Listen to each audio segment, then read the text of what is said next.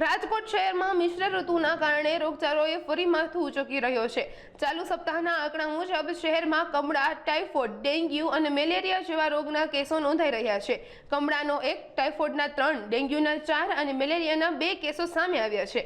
આ ઉપરાંત સાપ્તાહિક આંકડા અનુસાર શરદી, ઉધરસ, તાવ અને ઝાડા ઉલટી જેવા સામાન્ય રોગોના પણ 1888 કેસ નોંધાઈ રહ્યા છે। રોગચાળાના કેસમાં વધારો થતા આરોગ્ય વિભાગ પણ વધુ સતર્ક બન્યું છે।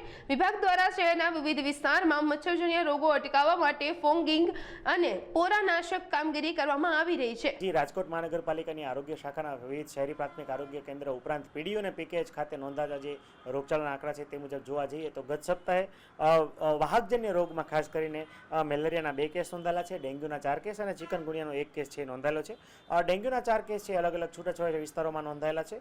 આ ઉપરાંત જોવા જઈએ તો શરદી ઉધરસના 899 કેસ નોંધાયેલા છે, જ્યારે સામાન્ય તાવના છે 840 કેસ, 137 જેટલા કેસ છે ઝાડા ઉલટીના નોંધાયેલા છે। ઉપરાંત જોવા જઈએ તો ટાઇફોઇડના 3 કેસ અને કમળાના 1 કેસ છે એ ગત સપ્તાહે નોંધાયેલા છે। જે ખાસ કરીને આપણે જોવા જઈએ તો હંમેશા જ વરસાદ બાદ છે આંશિક છે રોગચાળાના આંકડામાં વધારો છે તે નોંધાતો હોય છે। એમાં પણ હાલ જે છે સિઝનલ ટ્રેન્ડ મુજબ જોવા જઈએ તો અત્યારે સિઝનલ ફ્લૂ એટલે કે વાયરલ ઇન્ફેક્શનને કારણે થતી શરદી ઉધરસ અને તાવના ઘણા બધા કેસીસ છે એ નોંધાઈ રહ્યા છે અને આરોગ્ય કેન્દ્ર ખાતે પણ ઓપીડીમાં સિઝનલ ફ્લૂ તરીકેની દવા જે છે આપવામાં આવે છે અને લોકો જે છે એની સારવાર છે મેળવી રહ્યા છે। જોવા જઈએ તો સિઝનલ ફ્લૂના કેસીસમાં રાઇઝિંગ ટ્રેન્ડ જોવા મળે છે। આ ઉપરાંત ખાસ કરીને ચોમાસા બાદ એટલે કે હાલ તો ના કહી શકાય પરંતુ ઓક્ટોબર નવેમ્બરમાં જે છે આપણે ડેન્ગ્યુના કેસ જે છે એમાં વધારો નોંધાતો હોય છે, જેમાં હાલ કોઈ પીક જોવા મળી નથી પરંતુ 4 જે છે જે દર સપ્તાહે 0, 1 કે 2 કેસ નોંધાતા એની બદલે ગત સપ્તાહે 4 કેસ નોંધાયેલો છે। હાલ જે છે તમામ કેસોનું જે છે ટ્રેકિંગ અને ટ્રેસિંગ જે કરવામાં આવી રહ્યું છે અને સાથે સાથે મેલેરિયા શાખા દ્વારા છે દરેક જે શંકાસ્પદ અથવા કન્ફર્મ કેસ જે છે તમામના ઘરમાં જે છે ફોગિંગની કામગીરી, આ ઉપરાંત સર્વેલન્સની કામગીરી છે હાલ ચાલુ કરવામાં આવી છે।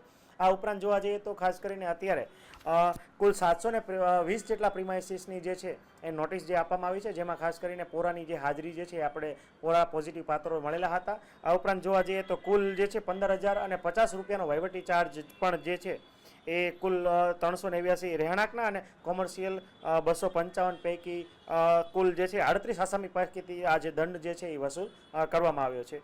આમ જોવા જઈએ તો ખાસ કરીને પાણીજન્ય રોગચાળો એટલે કે પાણીના લીકેજના કારણે જે પ્રશ્નો આવતો હોય એના કારણે જે રોગચાળા ઝાડા ઉલટીના કેસ નોંધાતા એ પણ જોવા જઈએ તો ગત સપ્તાહે 761 જેટલા ક્લોરીન ટેસ્ટ જે છે એ કરવામાં આવ્યા હતા, જેની અંદર પાણીની અંદર ક્લોરીનની માત્રા પણ સુનિશ્ચિત કરવામાં આવી હતી અને જેમાં ક્લોરીન ટેસ્ટની માત્રામાં ક્લોરીનની માત્રા 0.2 ppm કરતાં ઓછી જણાતી, ત્યાં ડેપ્યુટી એન્જિનિયર સાથે સંકલન કરીને તાત્કાલિક જે છે એ રિપેરિંગની જોગવાઈ હોય એ મુજબ કામગીરી કરવામાં આવી છે અને હાલ આપણે આ રીતે રોગચાળા નાબૂદી અભિયાન જે છે એ અંતર્ગત કાર્યવાહી કરી રહ્યા છીએ।